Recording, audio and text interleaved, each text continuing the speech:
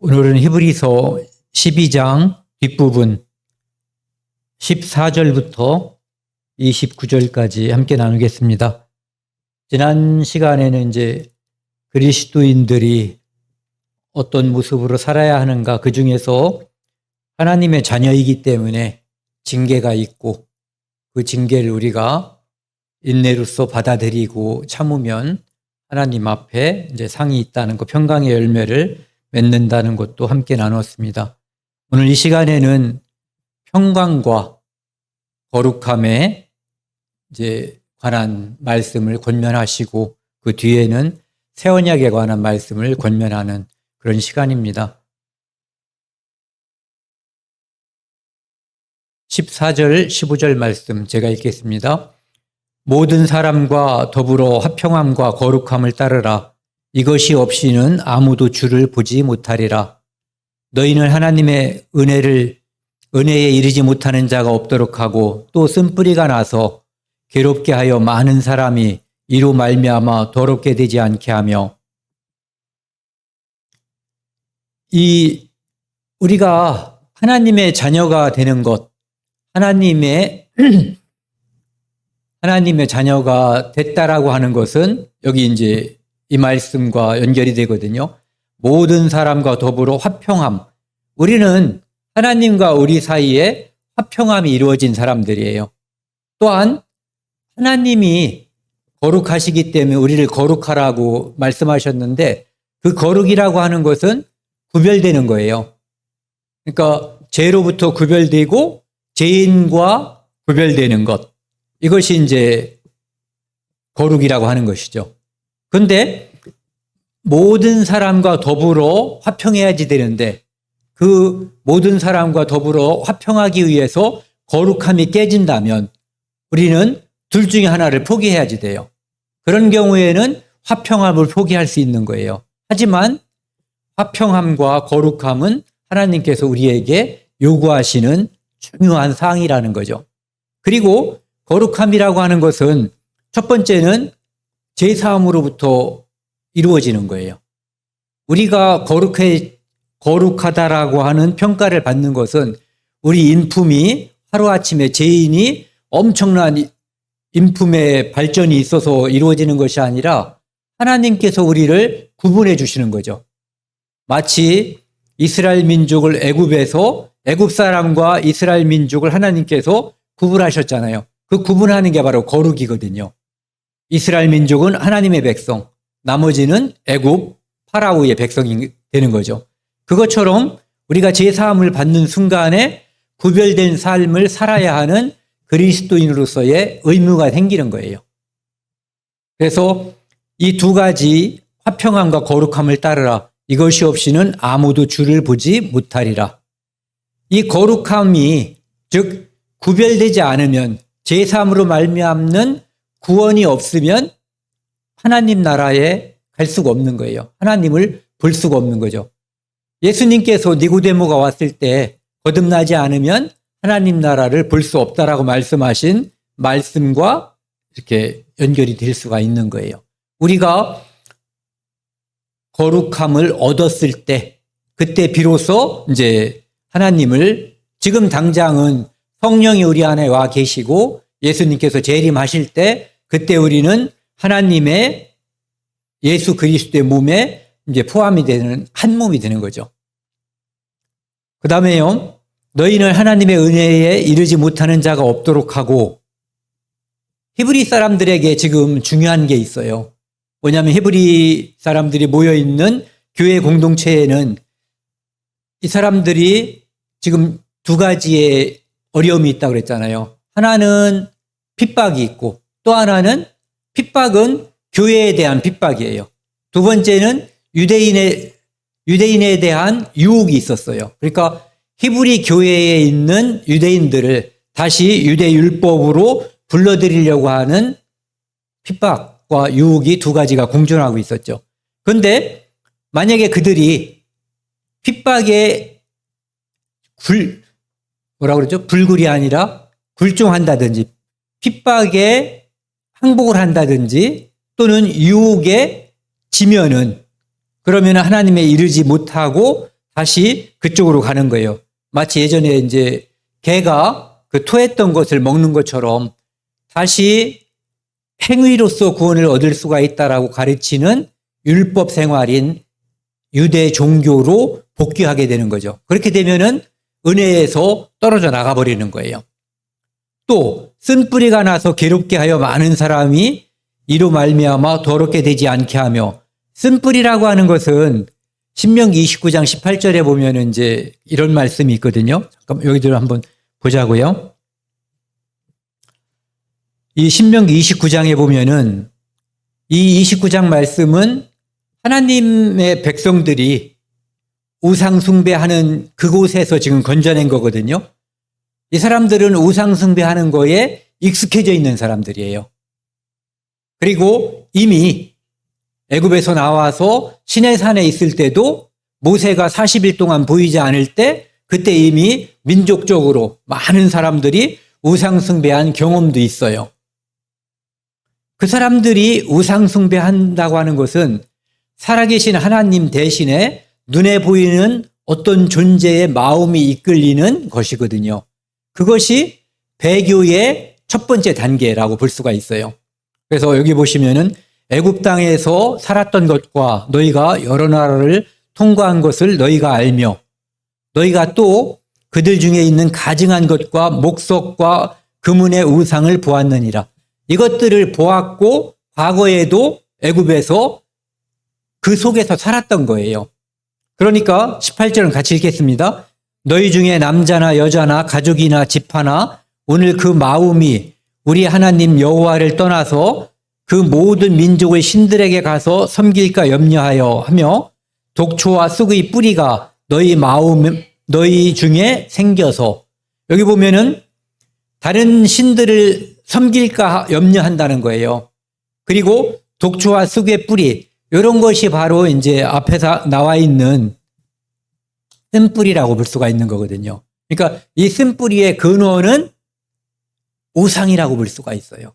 우상, 그러니까 하나님이 아닌 어떤 것, 실제 우상 또는 하나님이 아닌 어떤 것에 자기 마음이 완전히 빼앗겨 버리면 이 마음 속을 하나님이 지배하는 것이 아니라 다른 것, 우리가 다른 것은 딱 하나밖에 없거든요.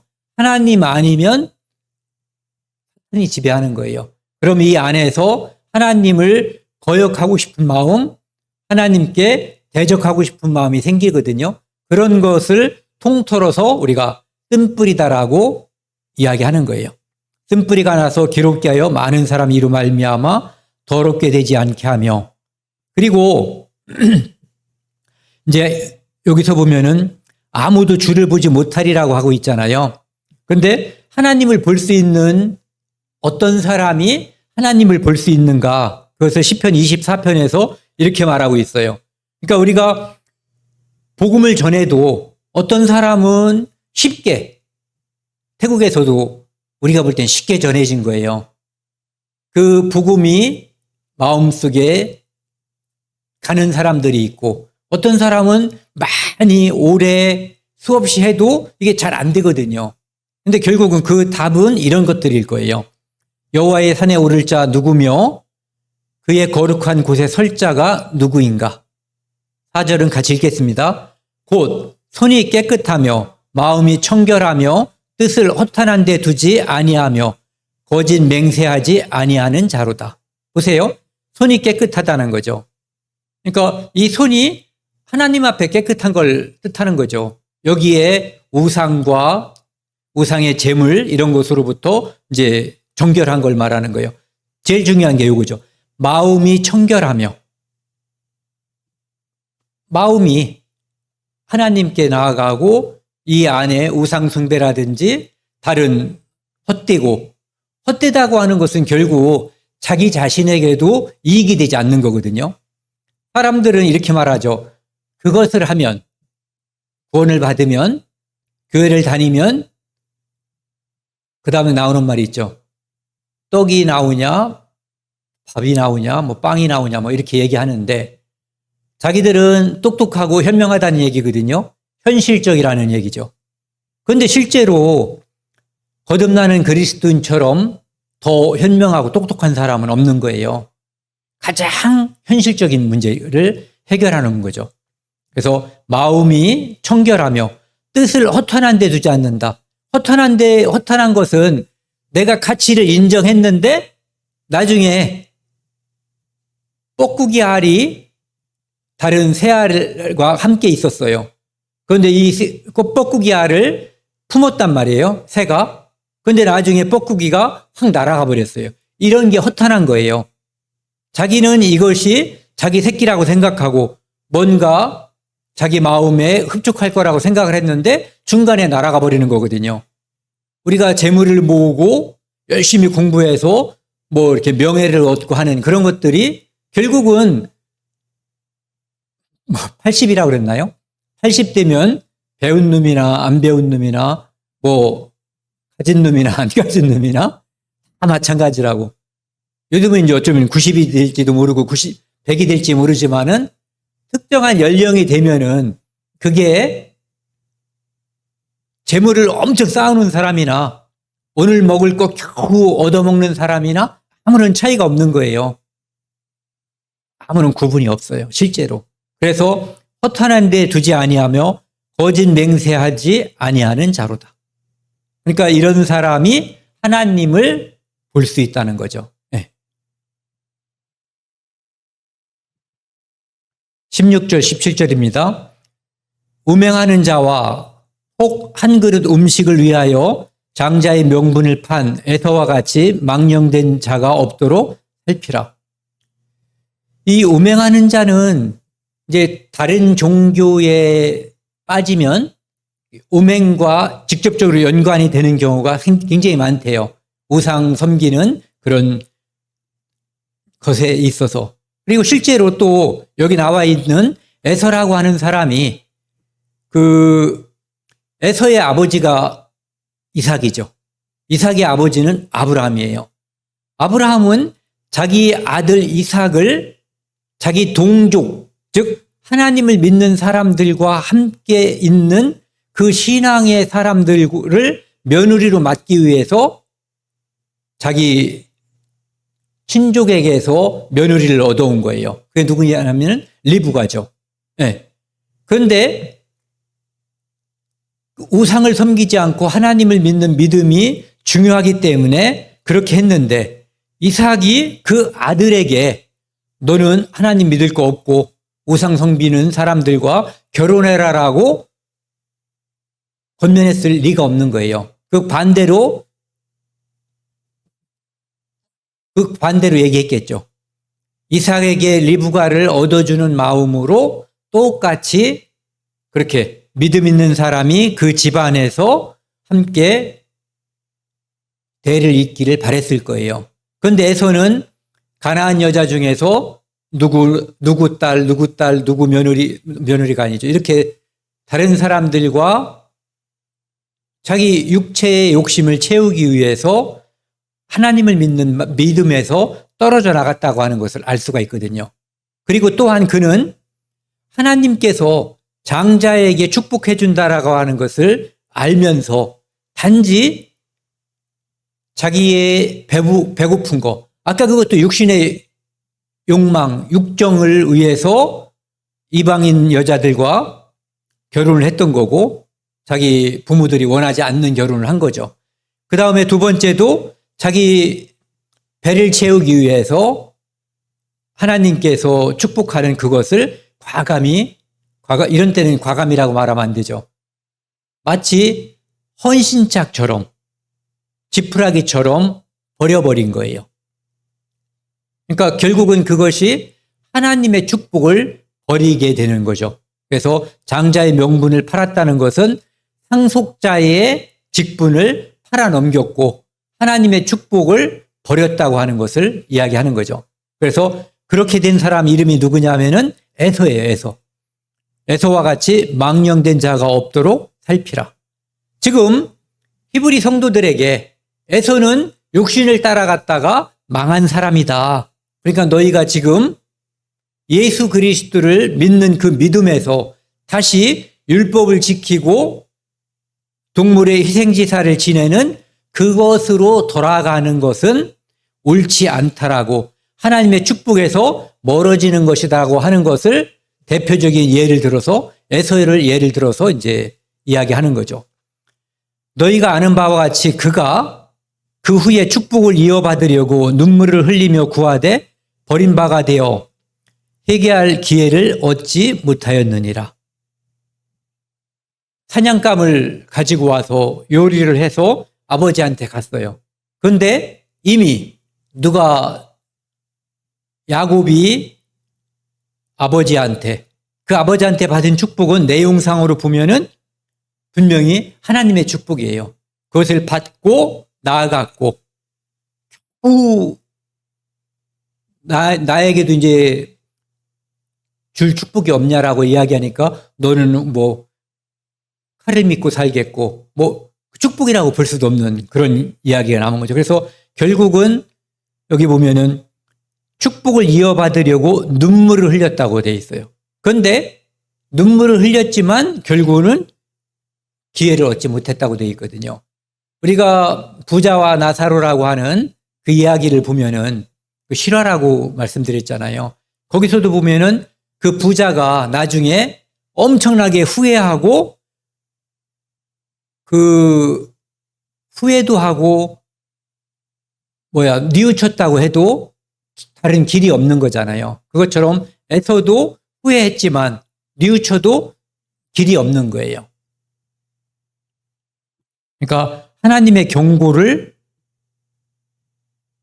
가볍게 여기지 말라는 것을 다시 한번 히브리 성도들에게 이야기하고 있는 거죠. 18절입니다. 너희는 만질 수 있고 불이 붙는 산과 침침함과 흑암과 폭풍과, 이 장면은 어디냐면은 출애굽기 19장에 나와 있는 이 시내산에서 하나님의 백성과 그 다음에 하나님이 만나는 장면, 그 장면을 이야기하는 거예요. 너희는 만질 수 있고 불이 붙는 산과, 시내산 말하는 거거든요. 침침함과 흑암과, 그곳은 흑암 속에 있었어요. 그런데 하나님이 거기서 흑암 속에서 불 가운데 나타나신 거죠. 나팔 소리와 말하는 소리가 있는 곳에 이른 것이 아니라, 그러니까 지금 히브리 성도들을, 여러분들은 옛날 그 시내산에서 율법 받는 그 장소에 있는 것이 아니라고 하는 거예요. 그럼 어디에 있냐? 예수 그리스도의 십자가로부터 받은 은혜의 자리에 있다라고 하는 것을 이야기해 주는 거죠. 이런 것이 아니라 그 소리를 듣는 자들은 더 말씀하지 아니하시기를 구하였으니, 이제 이 다음에 말씀드릴 건데요. 거기서 하나님께서 모세와 말씀하시는데 하나님의 목소리가 우리는 뭔지 들어본 적이 없잖아요. 어떤 사람들은 뭐 맨날 귀에 들린다고 그러는데 엄청나게 울리는 소리가 있었을 거예요. 그러니까 너무 두려워서 하나님께 이스라엘 민족이 얘기한 거예요. 직접 말씀하시지 말고 모세한테 말씀하고 모세가 우리에게 듣게 해달라고 그 말씀을 하시는 거예요. 이는 짐승이라도 그 산에 들어가면 돌로 침을 당하리라 하신 명령을 그들이 견디지 못함이라. 사람도 어떤 경계를 정해놓고 그 이상 오면은 죽는다. 심지어 미물이라고 하는 동물도 그 선을 돌파하면은 죽는다고 했던 거예요. 거기는 지키지 않으면, 하나님 말씀을 순종하지 않는 그 순간 죽음이 오는, 그게 율법인 거예요. 그런데 너희는 지금 히브리 성도들아 율법 아래 있지 않고 그리스도를 통한 은혜 안에 있다라고 하는 것을 이야기하기 위해서 옛날 시내산에서 율법 받는 그 장면을 다시 이야기하는 거예요. 하신 명령을 그들이 견디지 못함이라. 그 보이는 바가 이렇듯 무섭기로 모세도 이르되, 그 장면은 너무너무 무서웠던 거거든요. 예전에 10개였나요? 그 영화에서도 보면은 그 시내산에서 율법 받기 전에 시내산이 막 불타오르고 시커먼 흑암 중에 있는 그 장면이 무슨 영화에 나오던데 그런 장면일 거예요. 그런데 영화를 아무리 잘 만든들 그 웅장함과 두려움 이것을 어떻게 그것을 연출할 수 있겠냐고요. 그래서 모세가 이랬다는 거예요. 내가 심히 두렵고 떨린다. 실제로 그 장면을 보면은 모세는 이런 이야기를 한 적이 없어요. 출애굽기 19장에는. 그런데 성경은 하나님의 감동으로, 성령의 감동으로 기록되는 거잖아요.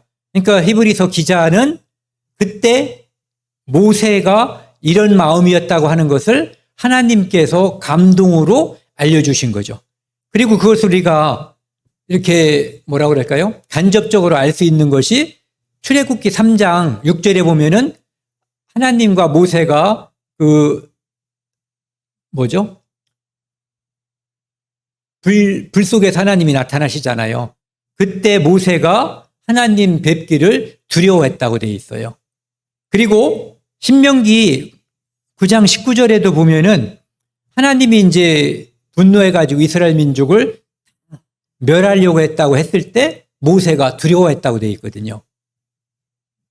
그리고 사도행전 7장 32절에도 이 장면을 이야기하는 거예요. 하나님이 모세가 두려워해서 감히 하나님을 바라볼 수 없었다라고 하는 이런 구절들을 이제 염두에 두고 이렇게 모세가 내가 심히 두렵고 떨린다는 표현을 쓴 것으로 생각이 되는 거죠. 이 출애굽기 19장을 보면은요, 출애굽기 19장에 보면은 그 장면을 이렇게 이야기하고 있어요. 셋째 날 아침에 하나님께서 강림하신다고 모세에게 이제 말씀하셨잖아요. 우레와, 한번 눈 감고 생각을 해보세요. 우레와 번개와 빽빽한 구름이 산 위에 있고 나팔 소리, 이것은 하나님께서 천사를 통해서 울리는 나팔일 거예요.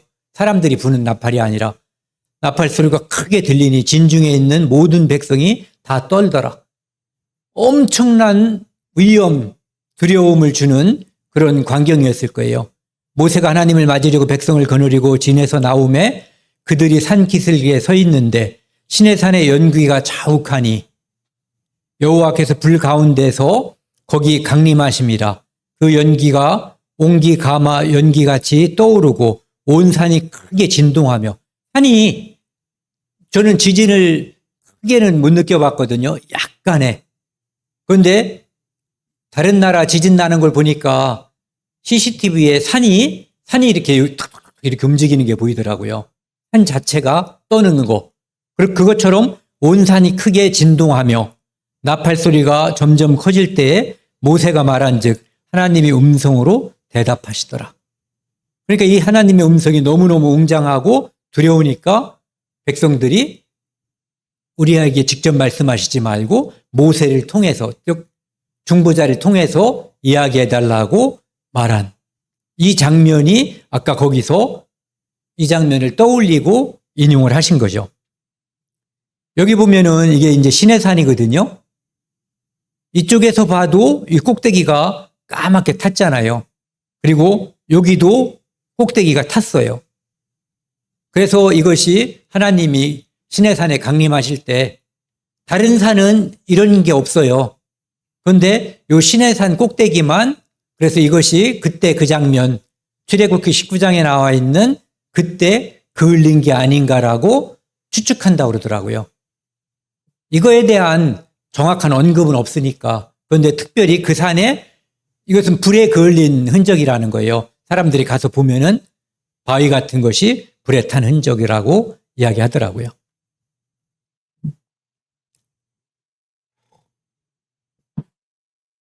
(20장에) 보면은 꼭대기에 여호와 하나님께서 강림하셨다라고 돼 있어요. 그러니까 밑에까지 다 탄 게 아니라 꼭대기만 탔다는 거죠.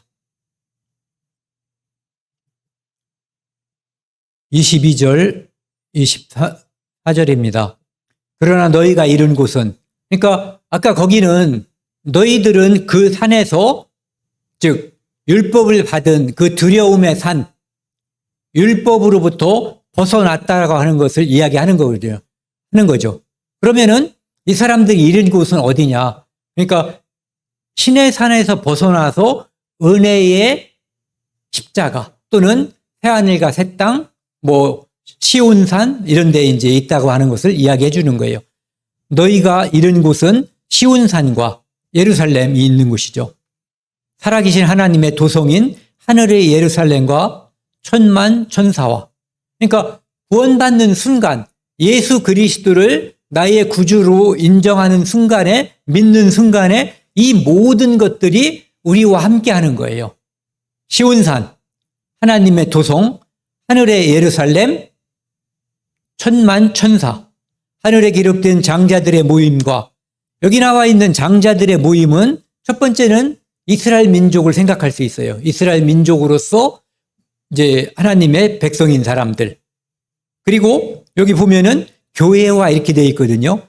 그런데 여기 밑에 보세요. 공동번역을 보면은 또 하늘에 등록된 자들의 장자들의 교회가 있고, 그래서 이 장자들의 모임과 교회를 하나로 뭉뚱그렸어요. 그래도 의미상 저는 문제가 없다고 생각을 해요. 왜냐하면 하나는 하나님의 거룩한 백성, 두 번째는 교회, 역시 하나님의 거룩한 백성이죠. 그래서 그것이 하나로 뭉쳐졌다고 보는 거고요. 만민의 심판자이신 하나님과 우리는 구원받는 순간에 교회에 포함되어 있고 만민의 심판자인 하나님에게 자녀가 되는 거고, 또 온전하게 된 의인들의 영들과 이 땅의 창세 이후로 하나님께 의롭다함을 받은 모든 사람들과 우리는 하나의 묶음이 되는 거예요. 또 새언약의 중보자이신 예수와, 예수님은 나의 구세주가 되는 거죠. 또 아벨의 피보다 더 나은 것을 말하는 뿌린 피니라. 아벨의 피는, 아벨은 하나님께 양의 피, 양의 새끼에 기름을 바쳤어요. 그런데 가인 형으로부터 돌로 쳐서 죽임을 당했죠. 그 피가, 아우의 핏소리가 땅으로부터 하나님께 호소한다고 되어 있어요. 창세기 4장에. 그러니까 이 아벨의 핏소리는 하나님께 내 원한 나의 원통함을 갚아주세요라고 하는 호소가 되는 거죠. 그런데 여기 뒤에 나와 있는 것은 그것보다, 아벨의 피보다 더 나은 것을 말하는 뿌린 피라고 하는 것은 예수 그리스도께서 흘린 피, 뿌린 피거든요. 그 피는, 아벨의 피는 자기의 억울함을 풀어달라고 하는 호소의 피인데, 예수 그리스도의 피는 자기를 죽인 자, 자기를 모욕한 자, 자기를 찔른 자, 침뱉은 자, 그 모든 사람의 죄까지도 다 용서하는 화해와 언약의 피가 된 거죠. 그런데 우리가 예수 그리스도를 통해서 구원받는 순간 여기 열거한 그 모든 것들이 우리와 직접적으로 관련을 맺게 된다라고 하는 것을 이야기하는 거예요. 그러니까 신의 산, 율법에서 떠나서 예수 그리스도 십자가와 관련이 된다라고 하는 것을 이야기하고 있어요. 그 다음에 그 뒤에요. 25절, 27절입니다. 너희는 말씀하신 일을 거역하지 말라. 예전에 이스라엘 민족이 하나님을 거역함으로써 엄청난 징계를 받잖아요. 죽은 사람들도 있고. 그것처럼 좀 전에 이스라엘 민족이 시내산에 있을 때의 모습, 그 다음에 예수 그리스도에게 포함되어 있을 때의 모습을 이렇게 대비시킨 거거든요. 율법 아래에 있는 것과 은혜 아래에 있는 것이 어떻게 차이가 있는지, 얼마나 이 영광의 차이가 있는 것을 보여주신 거예요. 그러면서 땅에서 경고하신 일을 거역한 그들이 피하지 못하였거늘, 율법을 지키지 않은 자들은 대부분 죽음을 당했든가 하나님으로부터 내침을 받은 거예요. 경고를 받은 것은 이제 그들의 죽음이 따랐죠. 하물며 하늘로부터 경고하신 일을 배반하는 우리일까 보냐. 율법을 배반해도 죽었는데 하나님의 아들, 독생자 예수 그리스도 메시아를 거역하면 그 받을 형벌이 얼만큼 대단하고 얼만큼 무섭겠느냐 하는 것을 다시 한번 이야기하는 거죠. 그러니까 히브리서는 권면 속에 경고가 들어있는 거예요. 26절이요. 그때는 그 소리가 땅을 진동하였거니와, 아까 시내산에서의 그 장면을 이야기하는 거예요. 이제는 약속하여 이르시되 내가 또 한 번 땅만 아니라 하늘도 진동하리라 하셨느니라.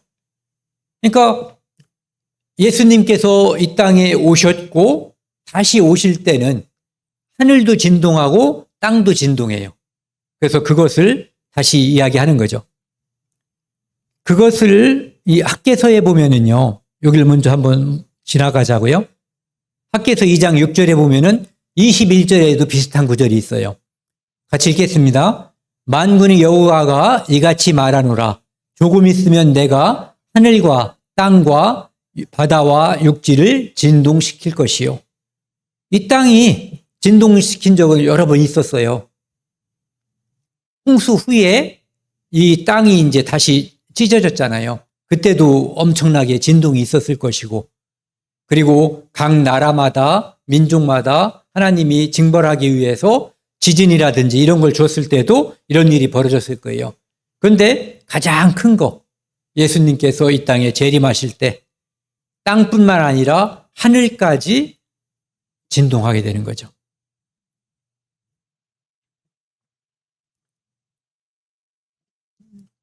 그래서 잠깐만요. 거꾸로 넘겼어요. 이제는 약속하여 이르시되 내가 또 한 번 땅만 아니라 하늘도 진동하리라 하셨느니라. 또 한 번이라 하심은 진동하지 아니한 것을 영존하게 하기 위하여 진동하는 것들 곧 만드신 것들이 변동할 것을 나타내심이라. 새하늘과 새 땅이 하나님께서 우리에게 예수님께서 주실 때 이 땅이 진동하고 영원히 진동하지 않는 것을 우리에게 주기 위해서 이 땅이 하늘과 땅이 진동할 것을 이야기하는 거예요. 그러니까 그 모든 예수 그리스도를 믿는 믿음 속에 있는 사람들은 그때 하늘이 진동하든 땅이 진동하든 관계없이 믿음 속에서 안전히 보호된다는 것을 이야기해 주시는 거죠.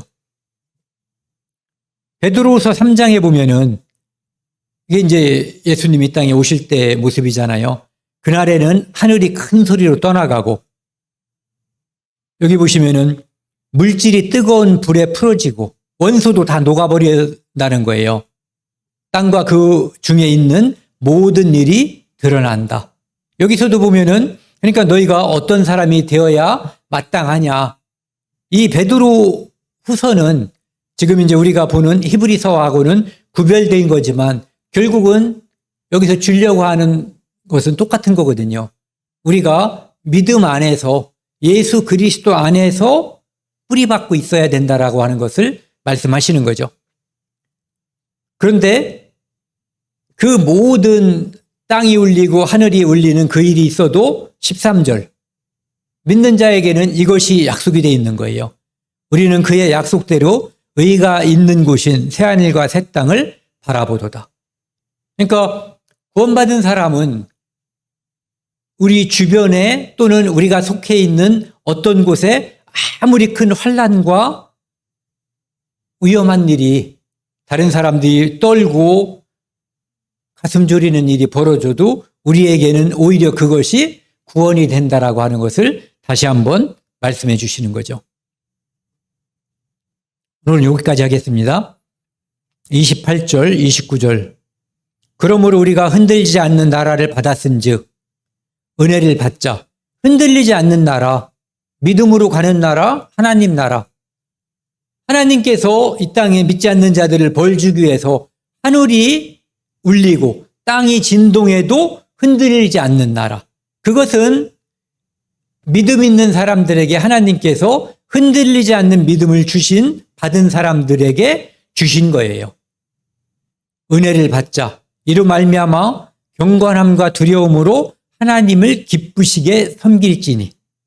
여기 보시면은 흔들리지 않는 나라를 받았으니, 그러니까 이 땅에 있는 것은 다 변하잖아요. 변하는 곳에서 변하지 않는 것을 우리가 유업으로 받은 거예요. 상속자가 된 거죠. 아직 이루어지지 않았지만. 그러니까 그 약속이 있으니까 경건함과 거룩함과 두려움으로 우리는 하나님의 자녀지만 하나님을 경외하는 마음이 있어야 되는 거거든요. 그분은 창조주고 우리를 구원하신 구원자시기 때문에.